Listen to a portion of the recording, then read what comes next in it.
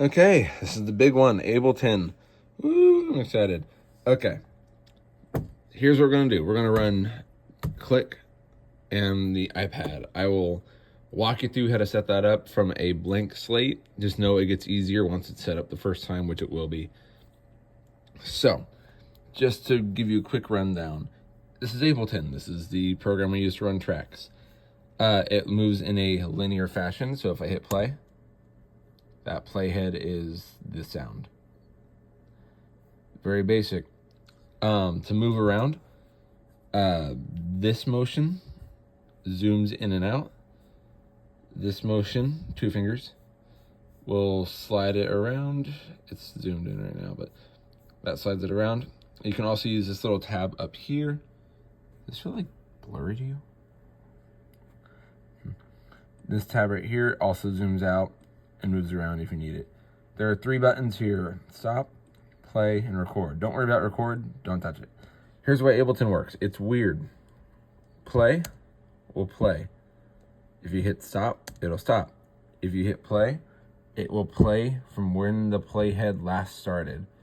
So this playhead right here is not gonna start there. It's gonna start here.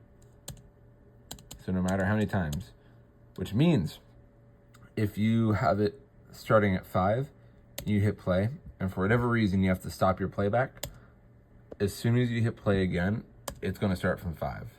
That's the way Ableton does it.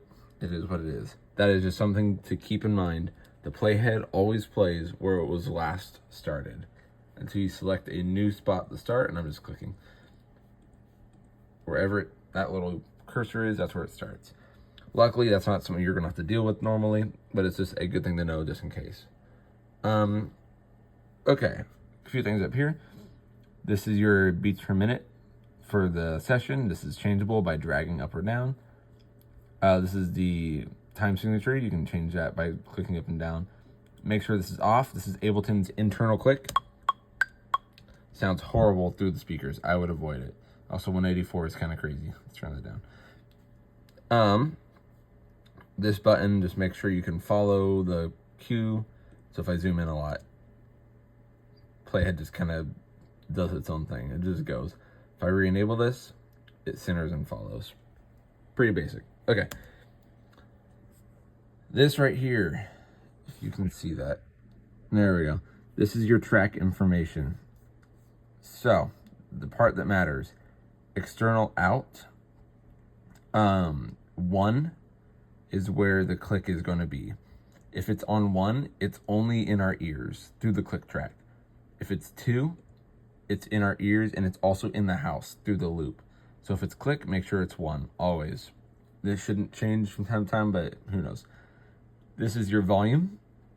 For click, I keep it at 0, always. If you need to change it, you can click it and then type in your value. And then hit enter. This is your mute and unmute. Mute, unmute. It's pretty basic. Okay. Wow, autofocus is horrible. Okay. How about now? There we go. Okay, sorry. So this master slider here is where it is at. Okay. That was a lot of words. This button right here, A, is important because when you click it, you get this little red line. This little red line is your song tempo. If you hover over it, you can see what the tempo is at that moment. If you click, you make a break point. That basically splits the line. If you click again, you make a second break point. If you click and drag, you can change the tempo. And you can drag it sideways too. When we are changing the song tempos, this is how we do it. So if the first song is A Glorious Day, like 110, we can drag this down to like 110. Or close enough anyways. Without tracks, you don't need to get this perfect, so you can approximate. 1 BPM won't matter too much. Let's say a second one is like Take You at Your Word. So we're all the way up at like 172. That was a really good, that was crazy. You always want it to be instant. Your changes anyways. So on the timeline, this corresponds. So you can see as soon as it plays. Boom. So let's work on getting our actual clicks in. So what I'm going to do is I'm going to Command A. That highlights everything that's in the tracks and all the changes. So hit delete, goes away. If the line is dotted, that means there are no automations yet. Cool. All right. The first song, let's say first song is Glorious Day. I know that Glorious Day is 110 beats per minute and 4/4. So because it's the first song and I don't have anything done, I can just type that in up here. Makes my life a whole lot easier. So 110, enter, it's already on 4/4. Great. So what I want to do is I want to hit stop to get my playhead to the very start. This little button right here opens up my menu. It's already on it, but in case you can't find it, the way to get to clicks is user library. It's this folder called samples, and then it'll be under a folder called clicks. There are 3 clicks that you really need to worry about. Click track, 6/8 click, and 3/4 click. Glorious Day is in 4/4, so it's going to be clicktrack.wav. You're going to drag it, and you're going to put it right at the start of your track. Now, it's not ready to go yet. If you notice, if I hit play, sounds normal, but if you turn on the actual metronome, it's not quite right. So you have to warp every click track to match. So that's easy to do. Double click on the top little colored section here, and it opens up this on the bottom. Now this looks very confusing and scary, but it's not. Watch this. This warp button right here, click it, and it puts this little yellow thingy in here. With 2 fingers, click down, and it's like a right click. And you'll click this warp from here option.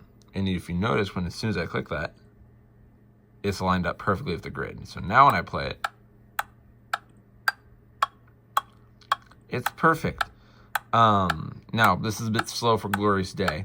So what you can do, there's these 2 buttons right here. There's a divided by 2, which speeds it up by exactly twice. There's a multiply by 2, which slows it down exactly by twice. You can also see the beats per minute doubling and halving. Don't worry about this number here. So that's a 110. All right, so zooming out all the way, we got our first song loaded in. That's great. Yay, let's load in the second song. So I'm gonna zoom in to the end right here. And normally there'll be locators. That'll be a separate video. I'm gonna click right here, and down on you can see that little blue arrow. I'm gonna make a breakpoint right there. Now the second song, let's say it's Gratitude. I know for a fact Gratitude is 78, so I'm gonna make another breakpoint and drag it down to 78, or close enough, there we go, on the line. So that'll be an instant change. Now, Gratitude is in 6/8, and we're in 4/4. How do we manage that? There's an easy way to do it. Watch this. On the same line, there'll be a locator here, but right above it, if you right-click, insert time signature change, and then you just type in your time signature. So 6-8, enter, and then make sure it's on the line. That'll change your time signature from 4/4 to 6/8, and then it'll also be at 78. So now we're gonna throw in the 6/8 click right here. So going back over here, this will just still be open. We have our 6/8 click. I'm gonna click it and drag it. I'm gonna drag the start. I'm gonna drag the start right to it. And then same thing, double click, warp, right click, warp from here. So now, if you zoom in, that 6/8 click is right on the money. 3, 4, 5, 6, 1, 2, 3. And if you time it with Ableton, yay. If you see those red dots up there, that means that there is, like, the bar down here is active. Again, if you mess up anything, Command Z will undo it. There's also an actual physical undo button in the edit. Very basic. And then you just kind of rinse and repeat for the rest of it. So you'd put like a warp marker here, and all that. So that's how you load in clicks. That's how you change time signatures, and it's how you change the time BPM. It's pretty basic. It can take a little bit if you don't know what you're doing, but I believe in you. That's how you load them in. the next video will work on markers and locators and where the iPad comes in. So part 2, link in the description. I don't know if I'm actually going to do that. Depends on how much time I have. You'll find it. It's on my YouTube channel. I believe in you.